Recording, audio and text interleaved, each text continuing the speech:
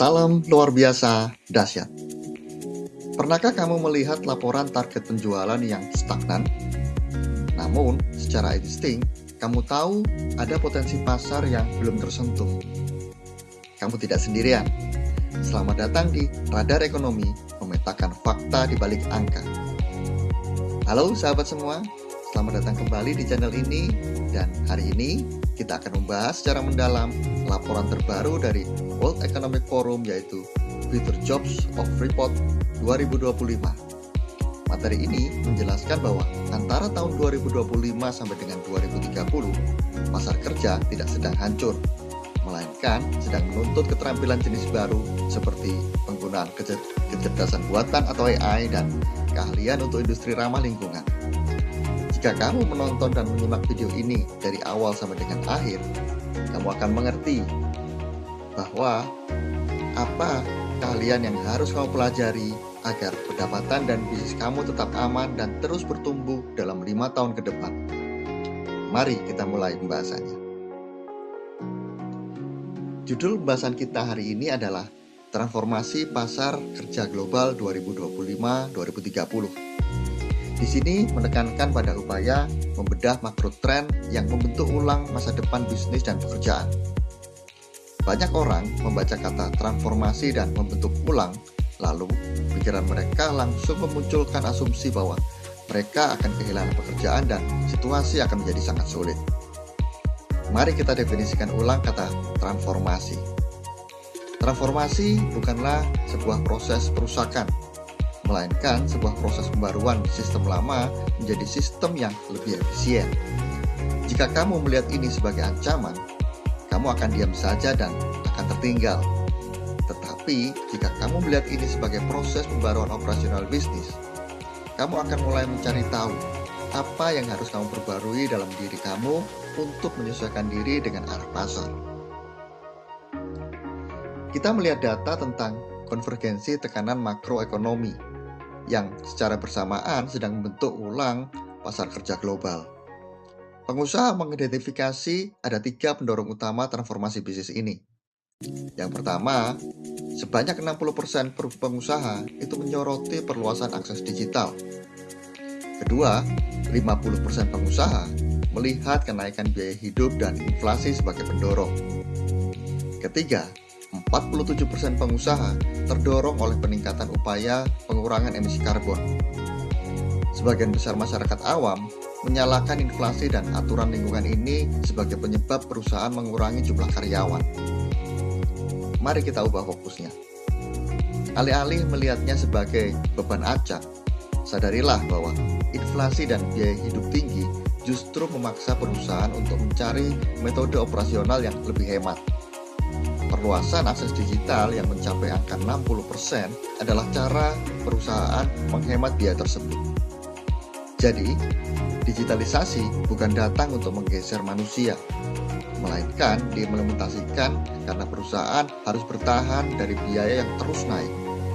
Jika kamu bisa membantu perusahaan melakukan digitalisasi ini, kamu adalah orang yang akan dipekerjakan. Kita beralih pada pembahasan risiko terhadap stabilitas ekonomi. Terdapat krisis lapangan kerja yang sangat nyata, di mana 1,2 miliar pemuda di negara berkembang akan memasuki usia kerja dalam 10 tahun ke depan.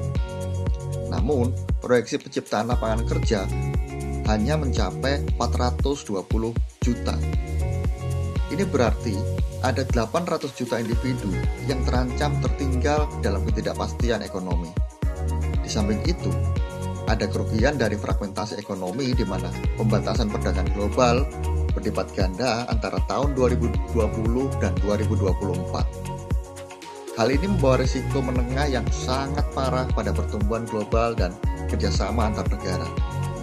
Seringkali orang melihat angka defisit 800 juta pekerjaan ini dan memutuskan bahwa kondisi ekonomi sudah tidak ada harapan. Konsekuensi dari mempercayai bahwa situasi ini tidak ada harapan adalah kamu berhenti belajar. Padahal, realitas ekonomi dari 1,2 miliar pemuda ini adalah bahwa akan ada permintaan konsumsi barang dan jasa yang luar biasa dalam 10 tahun ke depan. Pembatasan perdagangan global juga berarti negara-negara harus memproduksi kebutuhan mereka sendiri secara lokal. Ini memunculkan peluang usaha di dalam negeri yang sebelumnya dikuasai oleh produk impor. Terdapat wawasan kunci mengenai dominasi AI atas otomasi fisik. Di sini disebutkan bahwa teknologi pengelolaan transformasi atau informasi dan AI itu jauh melampaui robotika fisik secara signifikan. Sebanyak 86% perusahaan memperkirakan AI akan mengubah bisnis mereka pada 2030, dibandingkan dengan hanya 58% yang memperkirakan dampak dari robot dan sistem otonom. Sejak peluncuran platform AI pada November 2022, aliran investasi modal ke sektor AI telah meningkat hampir 8 kali lipat. Banyak pekerjaan kantoran merasa ketakutan dan mengira bahwa AI akan memusnahkan profesi mereka. Pertanyaannya, apakah kalkulator memusnahkan profesi akuntan? Tentu tidak. Kalkulator hanya memproses atau mempercepat perhitungan. Sama seperti halnya ini, 86% perusahaan tidak berencana mempekerjakan AI untuk bekerja sendiri. Mereka mencari pekerja manusia yang bisa menggunakan AI untuk mengelola informasi dengan lebih cepat. Kenaikan investasi hingga 8 kali lipat di sektor AI adalah indikator ekonomi yang sangat jelas. Uang sedang difokuskan ke sektor ini. Daripada menghindari AI, pelajarilah. Karena di mana ada banyak aliran modal operasional, disitulah gaji yang tinggi akan diberikan. Sekarang kita bahas tentang transisi hijau dan fragmentasi industri. Transisi hijau atau dekarbonasi mengubah secara drastis industri yang padat karbon.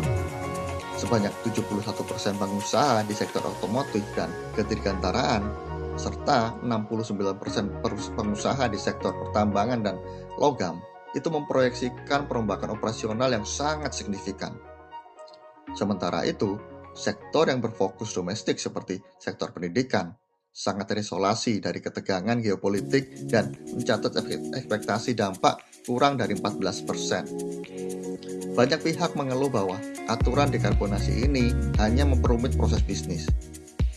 Niat sebenarnya dari transisi ini bukanlah untuk mempersulit operasi pabrik, tetapi untuk memastikan bahan baku alam tidak habis dan operasional bisa terus berjalan dalam jangka waktu yang panjang. Angka 71% dan 69% pada industri besar ini menunjukkan bahwa mereka wajib mengubah cara mereka memproses bahan baku. Ini menciptakan kategori kerjaan yang baru bernama keahlian hijau. Jika kamu bekerja di sektor pendidikan yang dampaknya kurang dari 14%, kamu memiliki stabilitas yang lebih aman dari faktor eksternal. Namun, jika kamu bekerja di industri manufaktur, kamu wajib menambahkan wawasan tentang efisiensi karbon dalam daftar keahlian kamu. Mari kita lanjut membahas kesenjangan demografi global yang membelah pasokan tenaga kerja dunia menjadi dua kondisi yang bertolak belakang. Negara yang berpendapatan tinggi menghadapi penuaan dan penurunan tajam populasi usia kerja, sehingga 40% pengusaha di sana didorong untuk melakukan transformasi bisnis akibat krisis demografi ini. Di sisi lain, negara berpendapatan rendah dan menengah mengalami pertumbuhan populasi usia kerja yang sangat pesat. Sebanyak 25% pengusaha bertransformasi karena lonjakan ini. Dan pada tahun 2050, 59% populasi usia kerja global akan berada di wilayah ini.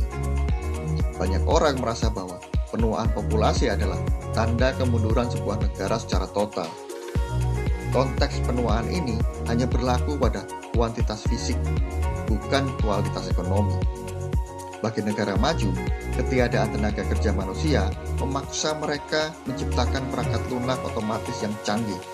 Dan bagi negara berkembang yang menampung 59% pekerja global, ini adalah keunggulan absolut.